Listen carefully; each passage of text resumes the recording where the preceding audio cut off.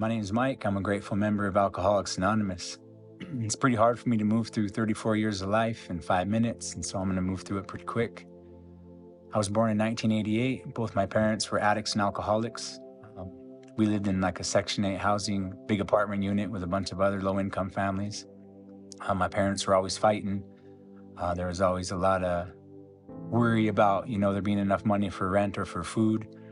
Um, My first drink of alcohol was at 3 years old.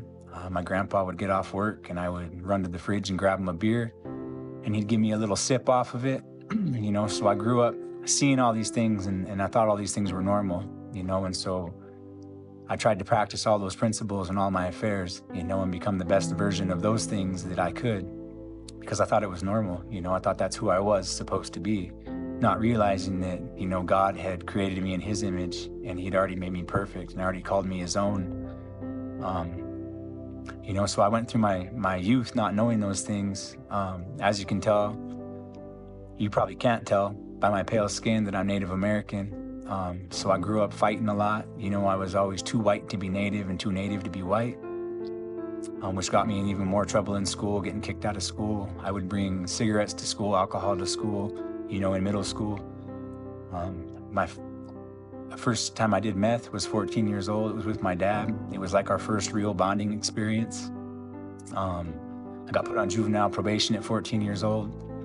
Ended up going to treatment at 14. That's where my first heartbreak came in. This gal I was dating, she's my first sexual partner also, but this girl I was dating ended up overdosing on pills and died.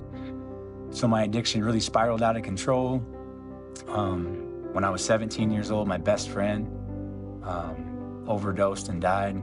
We were at a party and we were doing pills, snorting pills, and we just started falling out. And this is just how self-centered and self-seeking I am in my addiction.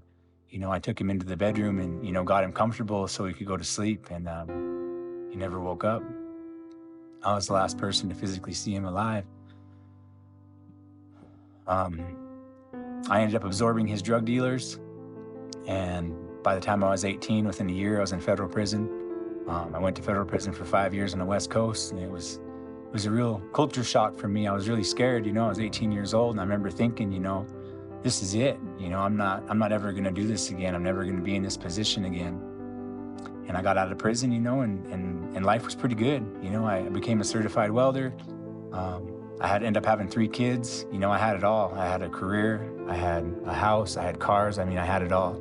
And I did what a lot of us do in our addiction when things start getting good.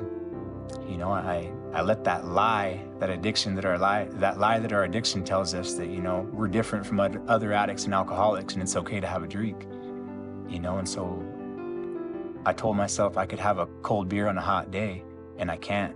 I'm an addict and an alcoholic, so once I put that drink in my body, the mental obsession kicked in, and then the phenomenon of craving, and it was all over. Within 6 months, I was shooting meth and heroin again. And then, when I got to that point, I didn't even want to be alive anymore.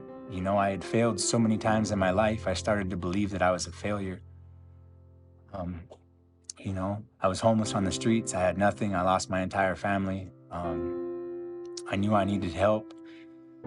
So I figured I'd try treatment again. My solution was to steal a car, rob the dope man, and head to a treatment center that was out of town for a geographical change, and so I did that. But when I got out of treatment, all I had was a stolen car that was full of dope, and so I relapsed. But what was significant about that is I met a young man in treatment, and he'd brought me back to it. We ended up running into each other after all that, and he brought me to his mom's house, and it was like 3:30 in the morning, and we were all spun out, and his mom wakes up and comes out, and so I think we're cooked. I think that I'm gonna have to leave. And she comes in and says, are you gonna steal from me? And I said, no, ma'am. She said, are you gonna lie to me? I said, no, ma'am. She said, well, did you know that you're a precious child of God? And it floored me, it was like a kick in the chest. I just started sobbing, and I was like, no, like, why are you saying this to me? And she goes, because your life wasn't supposed to be like this. She said, come inside, and for the next few weeks, she just continued to speak life into me, like, read me things out of the Bible. And eventually she asked me, she said, "Are you willing to go to treatment again?" And I said, "There's no treatment centers around here that are going to take me. I've been to treatment so many times and failed." And she said, "I'll pay for it out of pocket." And I was like, "You're crazy." And she says, "No, your life was never supposed to be like this." And that's when I really said, "You know what, I'm in." That was the moment where I could not deny God's love and God's grace. This woman was deciding to I was a complete stranger. She knew me for maybe 2 months, and she decided to pay thousands and thousands of dollars out of her own pocket to help save my life. That was the moment where I could not deny God's love and grace. And I knew that he had something bigger and better for me than I could ever ask, think, or imagine. And I wanted to know what it was. And so I said yes, and I went to treatment. I got out of treatment. I was sober for a year, and I got out, and I still wasn't working a program. And I relapsed, and I hated myself more than I ever hated myself. And this same woman came beside me and said, "I tell you what, let's start going to meetings." And that's what ended up saving my life. I started going to AA, and I stuck around, and I got myself a sponsor, and I started working the steps, and I started doing the things that were suggested, and I started practicing those principles in all my affairs, and my life got better. And today I get to carry a message. Today I get to come along other addicts and alcoholics and give them what was so freely given to me.